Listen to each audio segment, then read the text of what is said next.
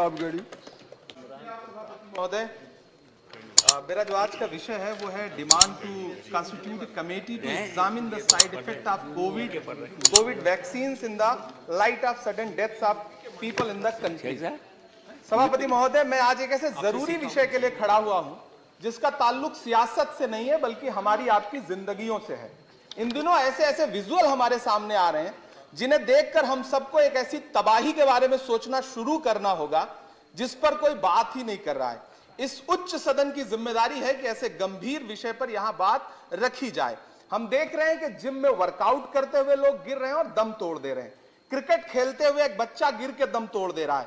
Dance करते करते लोग मर रहे हैं और खुशियां मातम में बदल जा रही हैं। मेरठ में एक 16 साल का बच्चा दोस्तों के साथ सड़क पर चलते चलते गिरा और दम तोड़ गया। ये विजुअल बहुत डरावने हैं। कोई इस पर बात तक नहीं कर रहा है। मैं हेल्थ की स्टैंडिंग कमेटी का सदस्य हूं। मैंने वहां भी अपील की कि इस विषय पर रिसर्च किया जाए कि आखिर कौन सी बीमारी है कि जिसके चलते लोग लम्हा भर में जान गंवा दे रहे हैं।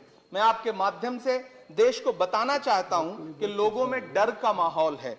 कोई इसे कोविड का साइड इफेक्ट कह रहा है, कोई वैक्सीन का। मेरा अनुरोध है कि स्वास्थ्य मंत्रालय अर्जेंट एक कमेटी गठित करे और जांच करे कि इन मौतों का कारण क्या है। धन्यवाद। सप्लीमेंट्री डिमांड्स के ऊपर आपने बोलने की मुझे इजाज़त दी।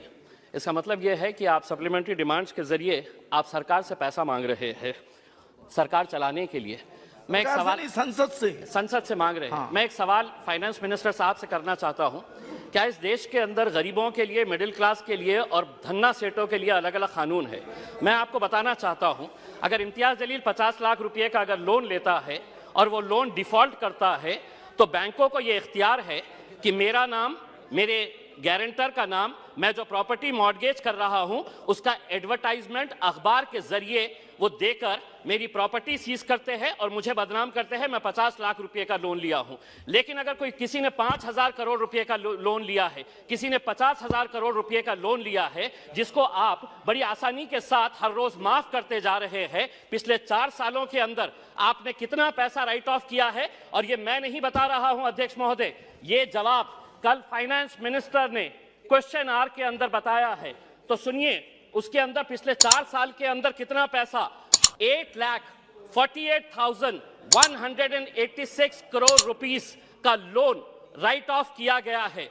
और जब हम इनसे पूछ रहे हैं कि किसका पैसा ये आपने राइट ऑफ किए हैं, तो जवाब सुनिएगा अध्यक्ष महोदय, आपको भी हैरानी होगी जो जवाब फाइनेंस मिनिस्टर मैडम ने दिए हैं। उसमें लिखा है, RBI has informed that under the provisions of Section 45E of the Reserve Bank of India Act 1934, RBI is prohibited from disclosing borrower-wise credit information.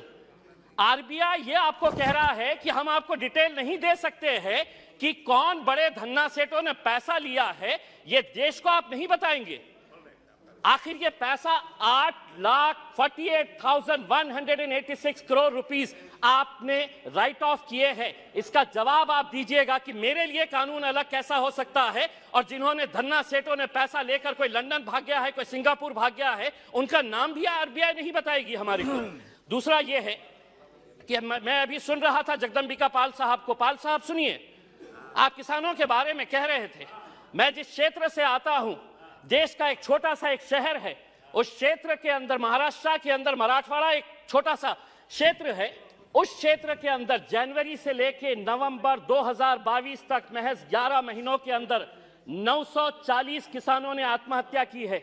मैं देश की बात नहीं कर रहा हूं, मैं सिर्फ मराठवाड़ा एक जो देश का एक छोटा सा हिस्सा है, कहीं ना कहीं आपकी कुछ नीतियां गलत हो रही है अध्यक्ष महोदय, कहीं ना कहीं आपकी नीतियां गलत हो रही है। वरना इन किसानों की मौत को आपने सिर्फ एक आंकड़ा बनाकर रख दिए है। 940 किसान अगर सिर्फ एक क्षेत्र से मर रहे हैं और ये कहते हैं कि नहीं हमने किसानों के लिए इतना किया है, तो क्या वजह है कि आज किसान अपनी जान दे रहा है? आप ये कहते हैं कि प्रधानमंत्री उज्ज्वला गैस स्कीम के अंडर में आपने 10 करोड़ लोगों को दे दिए हैं। आप ये आंकड़ा बताइए, कितने ऐसे गरीब लोग जो पहले हम भी मानते हैं, हम भी खुश हुए थे, हमने भी स्वागत किए थे कि ये लोग जब अलग अलग तरीके से गैस की जगह पहले लकड़ी के ऊपर, कोयले के ऊपर है तो अपना खाना बनाते थे, आपने गैस दिए, लेकिन कितने लोग अब दोबारा रिफिल करने के लिए जाते हैं? क्या यह सच्चाई नहीं है कि पिछले 7 सालों के अंदर, 7 साल पहले गैस के सिलेंडर का रेट 450 रुपये था, आज आपने उसको 1080 रुपये किए हैं, और ये उम्मीद कर रहे हैं कि आप जितना पैसा एडवर्टाइजमेंट के ऊपर लगा रहे हैं कि प्रधानमंत्री उज्ज्वला योजना के ऊपर, वही पैसा अगर आप दे देंगे तो शायद इन गरीबों को फायदा होगा। अनएम्प्लॉयमेंट, आज बेरोजगार, ये आंकड़ा मैं नहीं बता रहा हूं, कोई मनगढ़ंत आंकड़े नहीं बता रहा हूं, centre for monitoring Indian economy, इनके आंकड़े आए हैं। तो सुनिए फाइनेंस मिनिस्टर साहब, अनएम्प्लॉयमेंट रेट इन इंडिया अभी 8% के ऊपर आया है। 3 महीने का सबसे ज्यादा का आंकड़ा जो है वो अभी आया है। अध्यक्ष महोदय, हो सकता है आपके पास भी एक EPS 95 की एक स्कीम है। बुजुर्ग लोग, ऐसे बूढ़े लोग, और मैं फाइनेंस मिनिस्टर साहब को यह बताना चाहता हूं कि इनके पास भी सर 65 लाख ऐसे पेंशनर्स हैं जिनको पेंशन कितनी दी जा रही है? 250 रुपये, 500 रुपये। फाइनेंस मिनिस्टर साहब से मैं इसलिए मुखातिब हो रहा हूं कि ये मेरे शहर से आते हैं।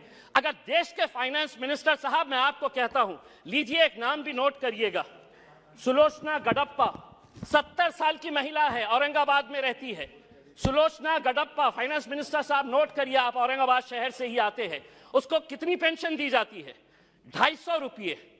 70 साल की, कोई बच्चा नहीं है, और 250 रुपये के अंदर वो अपना घर का बसेरा करेगी। मेरा यह कहना है कि पेंशन स्कीम के अंदर आपके पास कितना पैसा है, वो पैसे से EPS 95 के पिछले कई सालों से, और हर MP को इन लोगों ने खून से अपना लेटर लिखकर आपको निवेदन दिया है कि हमारे लिए कुछ तो भी करिएगा करके। आपके पास भी दिए हैं, आपकी भी फोटो छपी थी उसमें। दूसरा यह है कि आप EMI के रेट्स तो बढ़ा रहे हैं, होम लोन का रेट बढ़ गया, व्हीकल लोन का रेट बढ़ गया, आप FD का रेट क्यों नहीं बढ़ा रहे हैं? क्या वजह है कि आप ये रेट्स के अंदर तो बड़ी आसानी के साथ फैसला ले लेते हैं, लेकिन FD का रेट जब बढ़ाने की बात आती है तो आप इसके अंदर कोई फैसला नहीं लेते हैं। आप एजुकेशन के लिए पैसा मांग रहे हैं। मैं ये कहना चाहता हूं अध्यक्ष महोदय, अगर स्कूल में टीचर नहीं, कॉलेज में लेक्चरर नहीं, और अगर अस्पताल के अंदर डॉक्टर नहीं, तो वो इमारतें किसी काम की नहीं है। अगर वहां पर अगर आपके पास फैकल्टीज नहीं है, और ये भी मैं मनगढ़ंत नहीं बता रहा हूं, आप ही ने जवाब दिया है, सरकार ने लिखित में जवाब दिया है, यूनिवर्सिटीज के अंदर, सेंट्रल यूनिवर्सिटीज के अंदर प्रोफेसर्स कितनी, अध्यक्ष महोदय, प्रोफेसर्स की कितनी वैकेंसी है? 6180 प्रोफेसर्स की वैकेंसीज है। IITs और IIMs, बहुत सारे बीजेपी के हमारे सदस्यों ने कहा कि देखिए हमारे राज्य के अंदर हम कितने IITs और IIMs बना रहे हैं। इमारत बनाने से तालीम नहीं पहुंचाई जा सकती है, उसके लिए आपको लेक्चरर्स की जरूरत रहेगी। IITs के अंदर 4502 लेक्चरर्स, प्रोफेसर्स की वैकेंसीज है। IIMs के अंदर 493 वैकेंसीज है। दूसरा ये है, एक बहुत अहम सवाल, 2015 के अंदर आपने प्रधानमंत्री आवास योजना शुरू की। हमने स्वागत किया, पूरे देश ने स्वागत किया कि हर बेघर को घर मिलने वाला है, और प्रधानमंत्री साहब का एक भाषण भी है जिसमें उन्होंने खुद ने कहा है, YouTube के ऊपर आप भी देख सकते हैं, कि 2022 तक हम हर बेघर को घर देंगे। फाइनेंस मिनिस्टर साहब औरंगाबाद से है, 50,000 लोगों ने अप्लाई किया है पिछले 6 साल से। आज मैं पूरी जिम्मेदारी के साथ ये कह रहा हूं, एक सादा ईंट तक नहीं पड़ा है। बिल्डिंग बनाने की तो बात छोड़िएगा आप, सादा ईंट नहीं पड़ा। अध्यक्ष महोदय, सिर्फ एक मिनट, एक सादी ईंट तक नहीं पड़ी है। दूसरा ये है अध्यक्ष महोदय, जाते जाते इस मुल्क को, हमने कल के दिन फाइनेंस मिनिस्टर मैडम कह रहे थे कि फास्टेस्ट ग्रोइंग इकोनॉमी है। हम आपसे ये पूछना चाहते हैं, अगर आप एक इतने बड़े माइनॉरिटी के तबके को अगर आप पीछे रखेंगे और आप ये उम्मीद करेंगे कि देश चलेगा आगे, हम क्या कहना चाह रहे हैं? आप हमारी प्री मैट्रिक स्कॉलरशिप बंद कर दे रहे हैं, आप हमारी मौलाना आजाद रिसर्च फेलोशिप आप बंद कर दे रहे हैं।